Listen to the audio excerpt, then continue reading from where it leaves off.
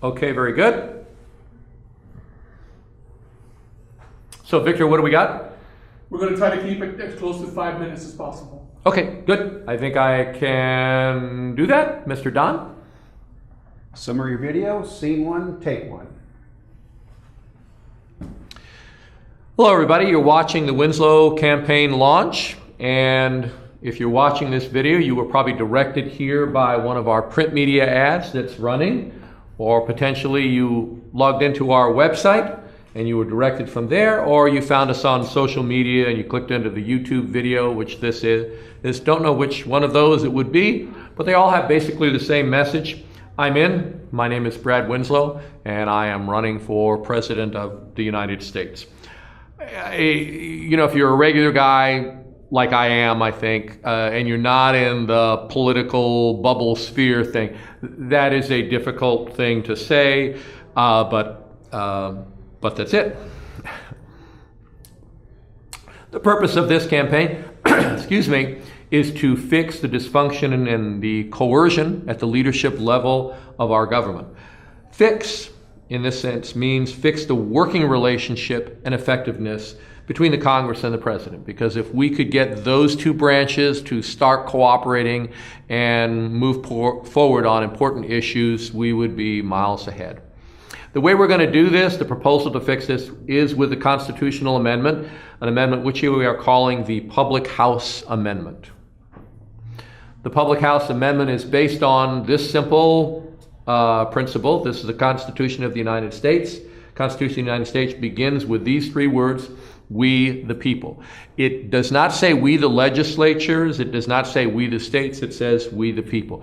That is interpreted by almost all constitutional scholars as to mean that we, you and me, you and collectively all of the American public, are actually the owners of the federal government. That's a little difficult to process with how big the government is, but we are the owners. So what we're going to do here really shortly in this video is we're going to look at the owners of a successful business. We're going to look at the rights that they have, and we're going to say to ourselves, what are we missing that we can't get our government to work effectively, yet these companies can get them working. So the scenario we're working at is we have 10, 12 owners, whatever it is. They come into a company, all of the management has left. We need to fill those management jobs. And how we're going to do that, how the owners of a successful business do that, is they are going to interview prospective employees for those management positions. And we have a direct analogy in our government that is called a political campaign. During the political campaign, various people run for offices in the House of Representatives, in the Senate, for the president, and they tell us what they would do to make things better. And so those two are an exact fit. Next thing a successful company is going to do, the owners of a successful company, is they're going to hire the best fit for each one of those management positions. And in our government, that process is called an election. On election, we go out and the majority of Americans vote for the person that they think is going to be the best fit for each one of those jobs. But then we get down here and we get to this one. What's going to happen here is the first thing the owners of a successful business are going to do is they're going to gather the management team together, and they're going to say, we're going to set some goals. We're going to set some marketing goals. We're going to set some financial goals.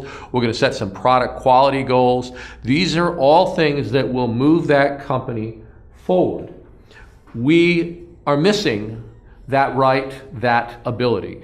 And so that's one of the reasons that we don't have a lot of forward progress in this country, is we're missing the right to tell our government where it is that we want to go.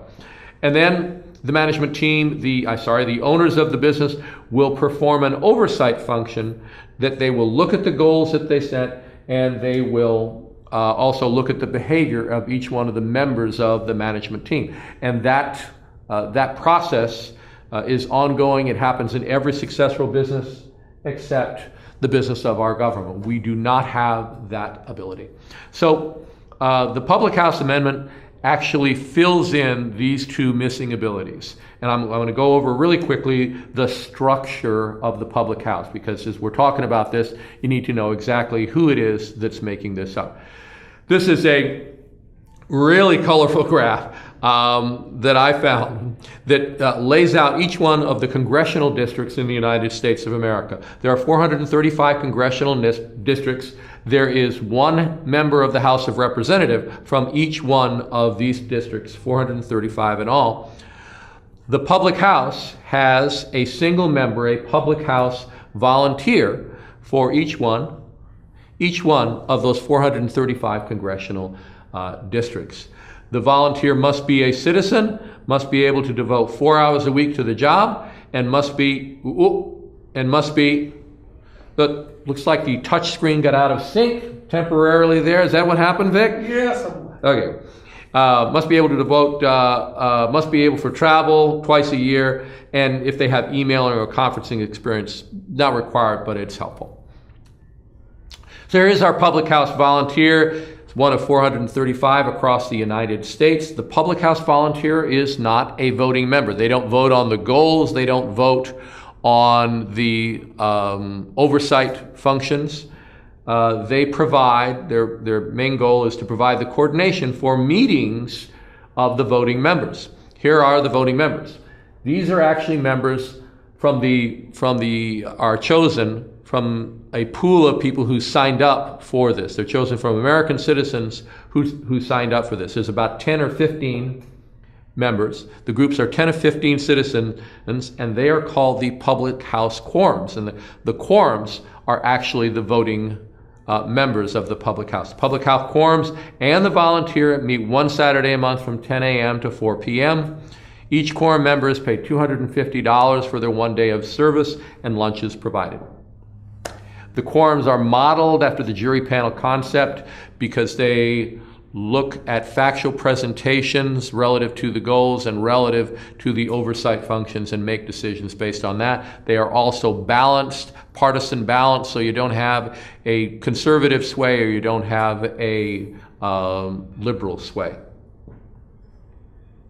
One Saturday a month, we have 4,000 to 6,000 citizens providing oversight for our federal government, and they fill in these two goals. They set these two rights. They set goals and they provide oversight function to our federal government.